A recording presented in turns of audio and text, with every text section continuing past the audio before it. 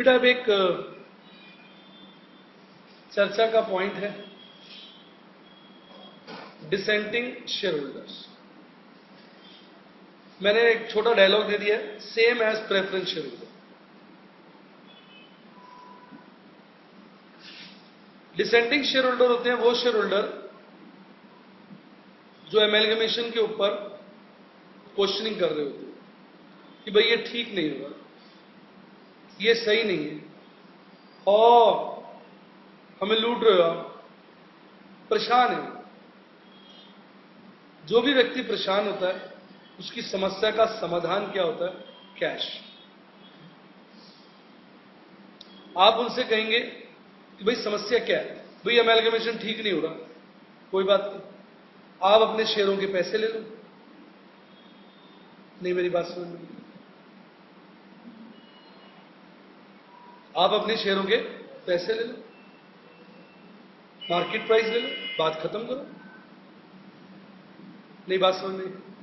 आपके पापा एक सूट लेके दे रहे हैं आपको 10,000 का, आप उसमें 10 नखरे निकाल रहे हैं। पापा कहेंगे बेटा ये 10,000 रुपये पड़े, अपनी मर्जी का सूट लिया।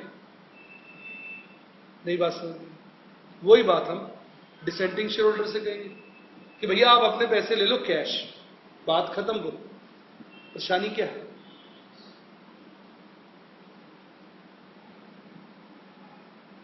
क्लियर? अब जो कैश पे करना है शेयर होल्डर्स को लिए, वो आएगा कहां से? उसके दो रास्ते। एक, बायर सारे एसेट लायबिलिटी ले ले, उसके बाद जब वो पीसी देगा, कैलकुलेट करेगा, तो जो लोग हां बोल रहे हैं उनको तो शेयर दे देगा, और जो लोग ना बोल रहे हैं उनके लिए कैश दे देगा। तो वो ये वाला ट्रीटमेंट हो गया ना। कौन से वाला?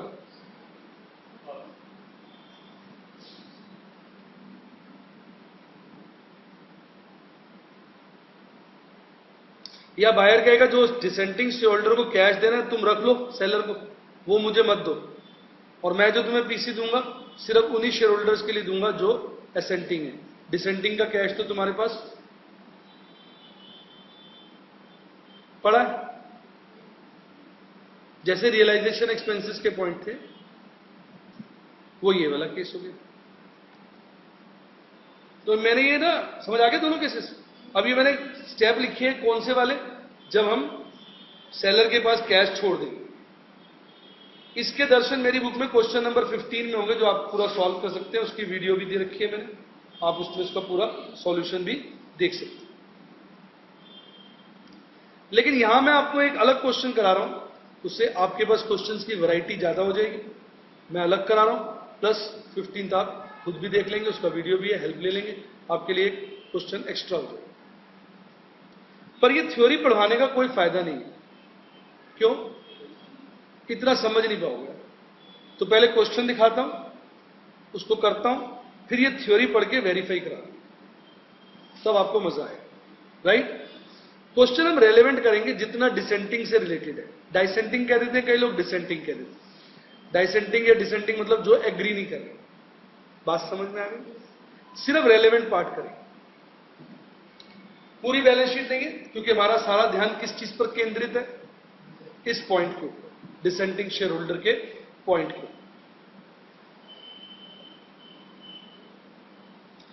ए बायर है, बी सेलर है, पीसी जो डिस्चार्ज हो रहा है वो हर 2 शेयर के बदले 1 शेयर देंगे। 1000 शेयर है जिनके पास बी लिमिटेड के अंदर, वो मान नहीं रहे, और ये तय हुआ उनको हम 20 रुपए दे दें। कह रहे इस क्वेश्चन को ऐसे करो कि सेलर के पास हम कैश छोड़ दें। तो सेलर यानी बी का कैश कितना है? 1 लाख। हम 1 लाख उससे टेक ओवर नहीं करेंगे, हम केवल 80,000 टेक ओवर करेंगे, 20,000 उसके पास छोड़ दो। और यहां जो पीसी कैलकुलेट होगा वो टूवर्ड्स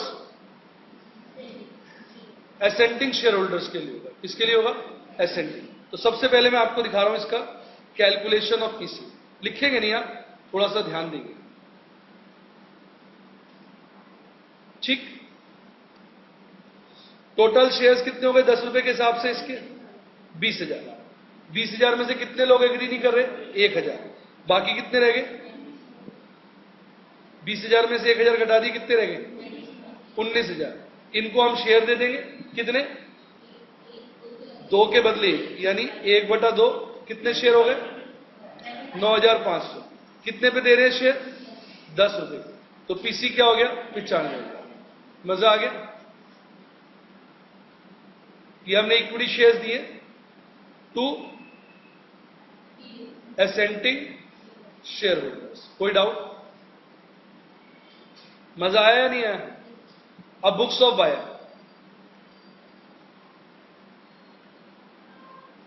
बायर क्या करेगा?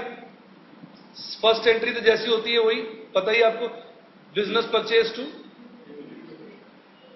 लिक्विडेटर कितना? 95। ठीक। सेकेंड एंट्री में एसेट डेबिट करेगा, लायबिलिटीज क्रेडिट करेगा। वो जो एसेट डेबिट करेगा उसमें कैश अकाउंट वो उससे कितना लेगा? 80,000।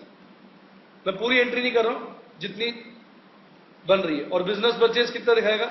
95। कोई डाउट? और जो थर्ड एंट्री करेगा पेमेंट की, उसमें liquidator to equity share capital 95,000 दे दी। बायर की बुक्स क्लियर हो गई? कैसा लगा? अब किसकी बुक्स आएंगी? सेलर। अच्छा लग रहा है मेरा तरीका कराने का? सही तरीका पढ़ने का यही होता है कि जो पॉइंट होता है उससे रिलेटेड बातें सीखो। बड़े पॉइंट में तो उनका क्या है, सिर्फ मर्जर ही तो है। मरता कौन सा बच्चा? जो क्वेश्चन करता रहता है, जिसको पकड़ नहीं। पकड़ होती है हर पॉइंट का ट्रीटमेंट अलग से आना चाहिए। समझ गए बात? अब इसमें कौन कौन से अकाउंट बनेंगे? Realization account,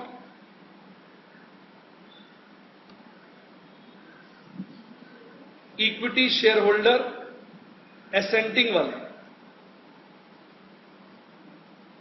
equity share holder dissenting वाले, और कैश।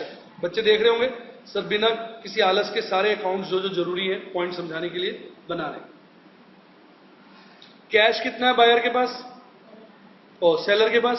1 लाख, जिसमें वो बायर को केवल 80,000 देगा, क्योंकि 20,000 उसने रिटेन कर लिए। किसके लिए? डिसेंटिंग के लिए। तो टू कैश 80,000। आ गया पॉइंट समझ में? कैसा लगा मैडम?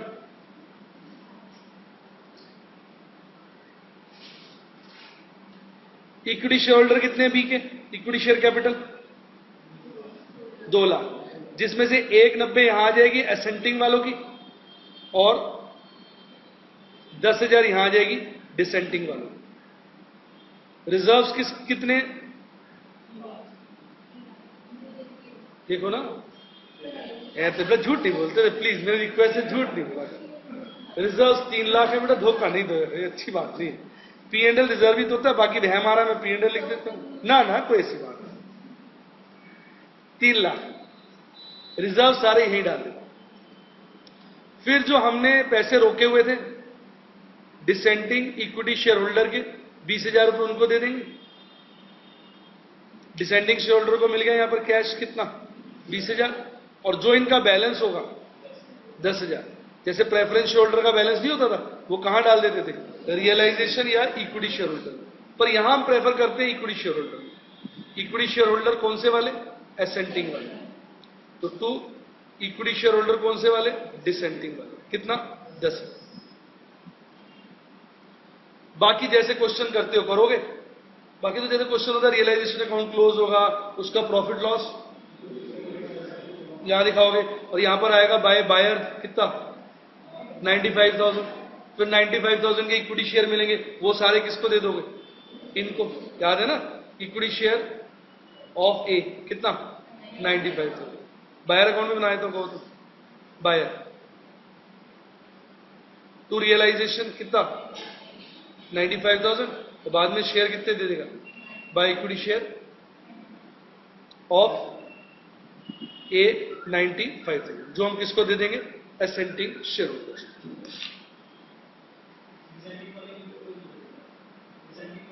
डिसेंडिंग तो क्लोज ही हो गया, उससे फर्क नहीं पड़ता ना। देखो मैं वेट कर रहा था कोई ये पॉइंट पूछे।